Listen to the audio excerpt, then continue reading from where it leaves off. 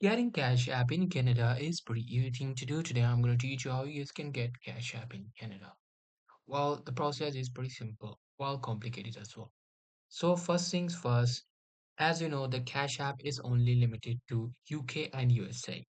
However, now if you want to get it in Canada, you have to make sure these two things.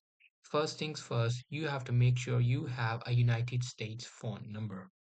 So why do we need that? Because while creating the account, how do they verify the country is by their phone number? Just do that and there you go. Your Cash App will be ready to use.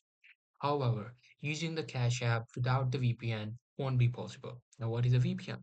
VPN is a virtual private network which shows the Cash App that you are actually living in USA. However, you can be around any of the world. So what you have to do is you just have to download a free VPN for your phone. Just turn it on, use the Cash App whenever you need to, and then turn it back off.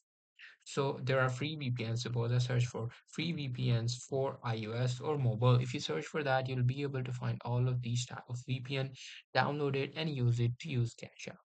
So that's pretty much it. That's how you'll be able to get and use Cash App in Canada. Hope you guys find this video helpful.